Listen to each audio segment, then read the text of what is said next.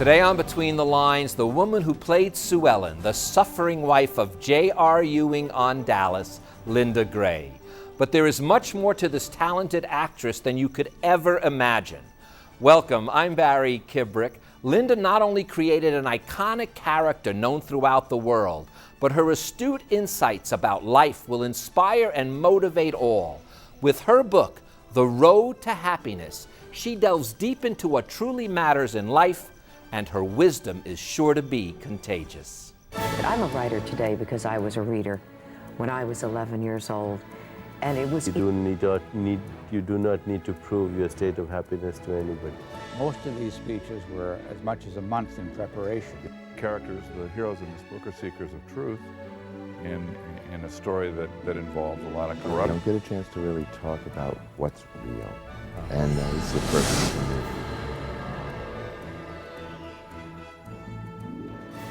Linda, we're already starting laughing, which is a good way to start a show. Welcome so much. You know, you've already charmed the staff, you've charmed the green room. Thank you so much for being here on Between the Lines. I am so excited to be here. I couldn't wait, actually. So here I am, and here you are. Perfect. Well, you know, I have never given a person's age, male or female, out. But you literally start the book and you encourage us to say this because that's the purpose. You want people to know when you wrote this book, and probably still are, you're 75 years old. And it is stunning. No one will believe it, so it doesn't really matter. But as I said, I'm only mentioning it because it's such an important part that you wanted everyone to know. And it's because, I think, of the subheading. The book is called The Road to Happiness, and the subheading is always under construction. And right now, you're really feeling like you're first coming into your own, which is so magnificent. It is, that's the word, magnificent. And that's why I wanted to start the book with that sentence. You know, this year I'm going to be, well, it was actually a week, I was going to be 75. And I still am. I can't believe it. And I thought it's about time. You know, if you want to know how old you are, just Google yourself. And then you become, and then you're shocked. I'm like, what? So don't do that if you don't want to. So I don't feel 75. My grandmother would be rolling over saying, women don't talk about their age, darling. Well, it's a different age now. And I thought, why not? I wanted to encourage women that at 40, they say, I'm 40, my life's over. I go, not so fast, honey. Just come and talk to mama. But not only is it not over, in here you really, and you know something? I feel it as I've aged too. It really, as long as you've not ill in some way or some, and even, by the way, you've given examples here where that even doesn't have to stop you. But you, as you say, you fear, your words, the fear, the guilt, the resentment, all those things you have as a young person begin to dissipate the older we get. Oh, absolutely. You lighten up. Life becomes different. You know, you get rid of all those, the criticisms and the judgments and all that stuff. It's kind of like that cream rising to the top. That's what I feel, that we're rich now. We're yummy now. But, you know, I got also the sense that as yummier as you're getting, there was yumminess at the beginning. And I'll tell you where this came in.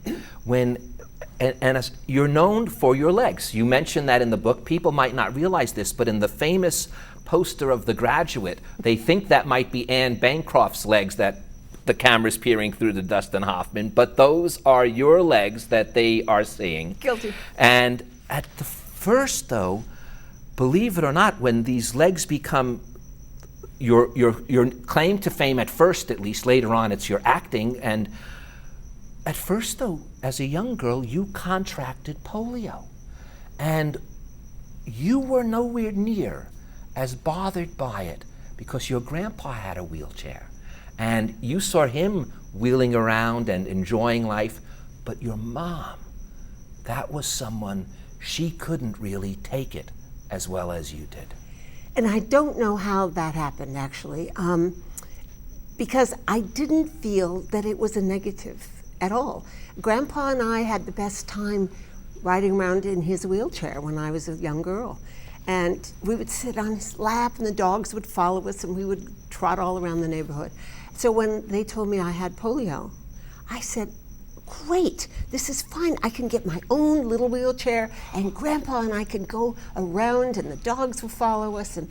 And my parents, when everybody was devastated, they thought, what is happening? We're devastated, she's okay with it. Well, the devastation leads your mom literally to drink. Yes. And she becomes an alcoholic. Correct. And you now, in your own words, you have to be the mother to your mom at a very early age. Yes, it was almost like, and when I connected the dots in the book, there were some interesting things that happened because I thought I was very responsible way too young. And, I was cooking and looking after my sister, who was kind of my daughter at that point, and then my mother looking after her. So where all this other wonderful life stuff happened, but then when I got Dallas, it was as if the universe said, okay, you get to play. You get to play in the sandbox with these crazy, wonderful, creative people, and you get to have fun. That's what it was. You mentioned Dallas. I did. was going to save it, okay, for later, but no, I promised you that we were going to. I can erase You know what? that. I'll tell you what. What? We'll go back to it because there's something more. I want to get back to Dallas. Dallas, as famous as that makes everybody, this book is filled with so much more wisdom than just being on Dallas. We're going to have to probe that, and I'll get to Dallas. I promise, though, I won't leave the Dallas alone. But as a young girl, Yes. what I remember you saying was how unattractive you at least felt. I don't know. There's a picture of you there, and I got to admit, it doesn't look like Linda Gray. It really doesn't. I mean, and you say, in fact, you look like an alien from Planet Amphibian. But you really did have to fight through a lot of the bullying and the picking on and all sorts of things like that. I did. And, that was a hard time. It's hard, no matter what age you are. Right now, it's really hard for people bullying everybody, which I find devastating. But when I was growing up, it was the same. I had big eyes, and the face didn't match the eyes, and I had buck teeth, and I had very long, stringy, dark hair. And put those all together, and that's not a pretty package. So I gradually, I was just very tall, very skinny. There's a funny picture in the book about dancing with the shortest guy there. Oh, I saw that. In fact, if you're the author, if I get permission, I'm putting that picture up as we talk. I know, and I remember that. And I was just tall, skinny, not attractive, buck-tooth, frog eyes, they called me. And so that was a devastating time in my life, as I'm sure everybody goes through that. And in a sense, it made you very insecure. Oh, very. It made you very shy. And the irony is now you make your living just doing that opposite. So there really is something about going through certain pains and tragedies that really do, what is it that saying? It makes you stronger. It just really, it heals you almost. Oh, absolutely. And so many things in the book were healing. So that's what I find. I find that I always try to encourage people who, going through these awkward stages and the bullying, etc. Hang in there, know who you are. And that's what I focus a lot on is, first of all, know who you are. Well, I'm going to use your exact words. They're just too beautiful. Fear adds years to your age, but breaking through them is like mainlining the wonder of a child. Of course. Don't you love that? To me, and I love the way you read it. To me, it's the only way, because you can never eliminate a fear. all you can do. I think you even say, you quote, I believe you quote an anonymous quote where you say even something to the nature of your problems, you've got to grow bigger than your problem. Bigger than the problem. Right? You can't let the problems grow bigger than you. You've got to grow, and it's the same with the fear. You can't eliminate fear. You just have to become bigger than it and stronger than it. And you say it in those words, and then it makes you, in the most positive sense, childlike with wonder. Absolutely. I say that we're all born with a spark of magnificence. And I love that because we've all forgotten how magnificent we are. I mean, we're like miracles and we don't even know it. We're walking around but I love the fact that we are sparks of magnificence. But you also are attuned to the fact that there is so much randomness in our life. Yes. We know that. You think? Well, I had Leonid Mlodinow on who wrote a book on it, and physicists believe that it's almost 100% all randomness, or 99.9999 to the nth degree randomness. And the only control that we have is what you write, is that it's within our control to learn from this random experiences. Absolutely, it is. And well, I think we forget that we are in control. We're in control of all of this. Our attitudes, there's two words that I use in there as well that I say, choose wisely. It's like choose, who are your friends? What do you put in your mouth? What are your thoughts? Choose wisely. We just kind of randomly go from, place to place, thing to thing, randomly, which is, if we just kind of focus that and focus into that reality of who we really are and could be. We've settled. We've just settled for too much that we're not. Well, the thing, by the way, I should tell the viewers, there's actually tips in here. There are tips There in are there. tips. I'm not going to go over all the tips. Let them be surprised when they find, there's even recipes in here. But again, we're not going to discuss this. But this, though, because it's coming from you, I think is so important, and that is the way you visualize beauty. And you say it is achieved by looking at yourself with kindness, with generosity, with affection. We are always our worst enemies, and you let us know no one else is looking at us that way. No. We are. We are. And it's a tragedy. I meet so many women around the world who talk about, they criticize themselves for this little thing, that little thing. It's like, no, look in that mirror. Tell yourself, I love you. And they're like, what? You want me to do that? I said, absolutely. Go look at that mirror. Tell yourself that. It's beautiful. Now, what's funny is that I said, I'm not giving any tips, and then I wrote down here, I said, except this one. So here it is, okay, the one tip. Tips. The rules for looking happy and healthy are this, and I really only want one that you don't have to answer all three or respond to all three, but stop comparing. I think that's kind of been known before. Be grateful. I must tell you, I've read that before, and it's the truth. If you can be grateful, that's the greatest thing you can give. But I love this last one. Care less. Now, that almost could seem like a cop-out to tell someone to care less. But when you say it, you're not talking about caring less about your work. You're not talking about caring less about other people, caring less about our world. You're saying care less about the trivial things that bother us and gnaw at us. Yes. Just care less about all this stuff and start enjoying life. I talk about in the book my gratitude walk, and a lot of that has to do with the legs and the polio and all that. But every day, today included, I went on a gratitude walk. And I leave the device that we all have. The device stays at home. It's like, no, sit and stay, and I'll be back.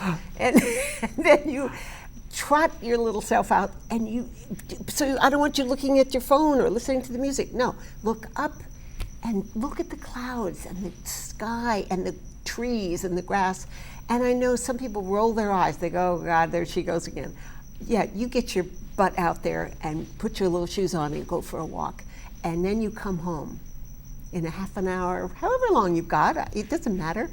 but how grateful you are to be alive. I'm grateful. I put these little feet on the floor and say thank you every morning. Thank you, legs. You did a good job.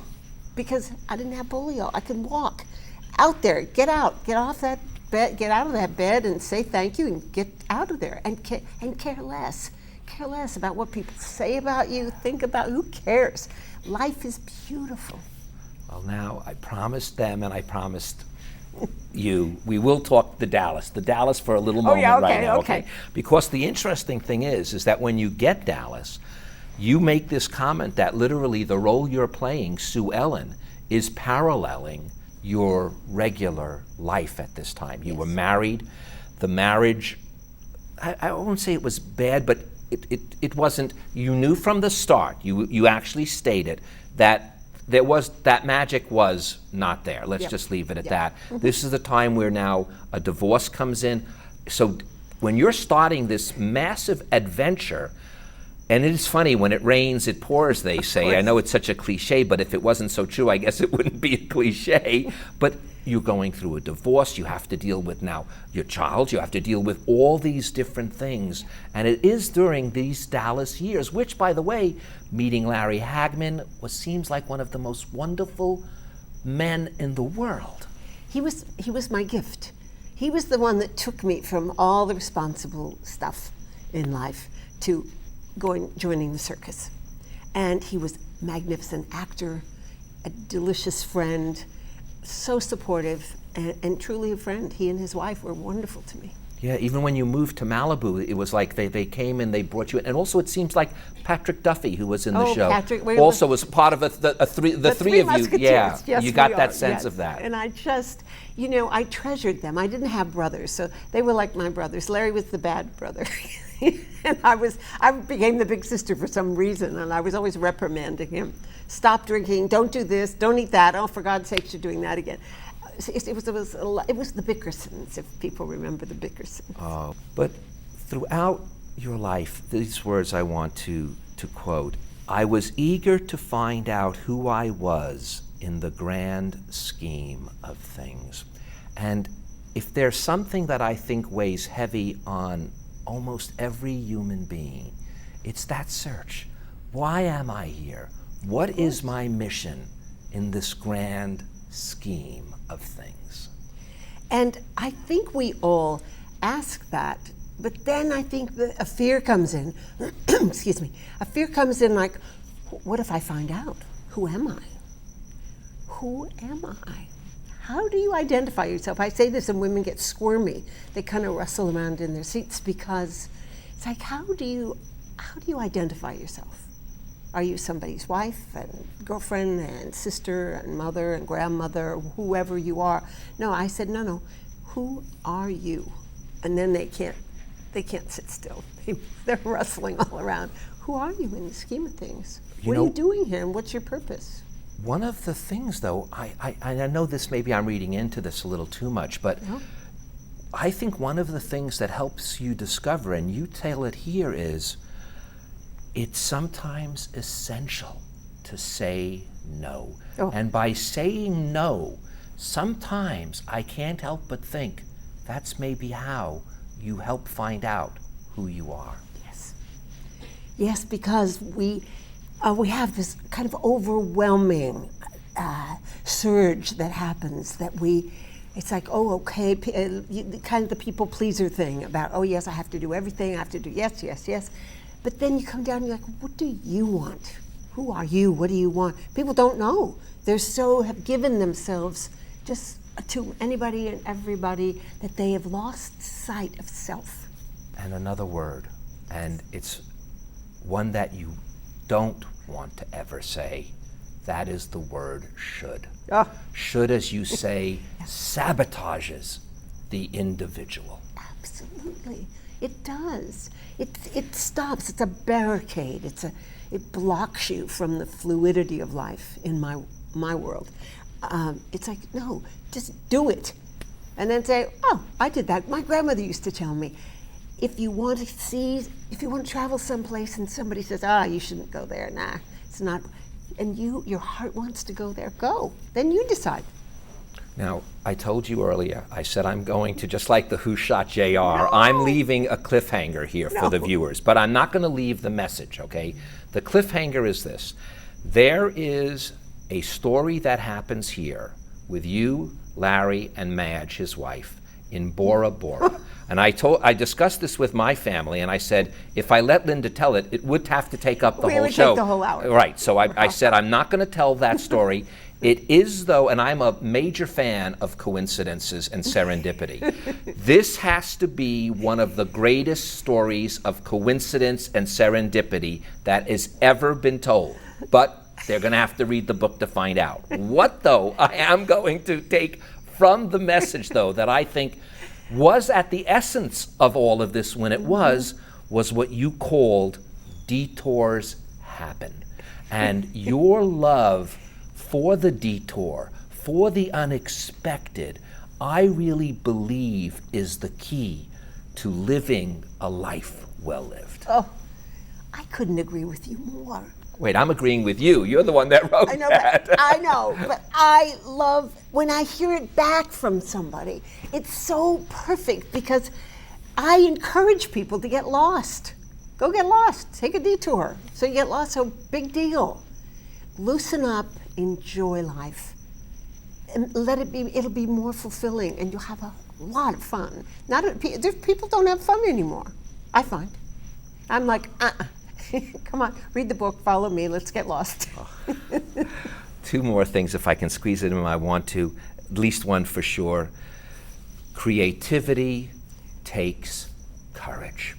Now that's something that you don't hear often, but it really does. If you're going to put it on the line as an actress, as a writer, as a filmmaker, as a teacher, as a lawyer, as a doctor, because these are all things that require creativity, we don't realize how much courage that really takes. Oh, absolutely. Because you crash through the fear barrier. You just, and you realize that you survived. Another thing that crashes through barriers, according to you, is shedding. Shedding, I loved it. You say, in fact, what's so important is now everybody knows that if you clean up, you're going to improve your life, all of this kind of stuff. But the shedding that you're talking about, the real test, I'm going to use your exact words, the real test of shedding would be dropping the 1,000 pounds of useless emotions. Absolutely. I mean, I went through it all. I went through all the getting rid of stuff. And then I realized that there were other things that needed to be shed. There were the masks that people wear. And I thought, there were times in my life I wore a mask. There were times that I carried around emotions that were useless. Times that there were just things in my life, mainly internal things, that were bogging me down. They weren't letting me be free. Once I sat down with that, there was that's the word, there was a freedom. There was an excitement about finally getting to the sense, the core of who I really was. And just be the pure essence of who you are. Stuff just falls away and you become that magnificent self. And when you do, this is the word you use, shine. In one word, shine. It radiates the ultimate truth. Yes, yes.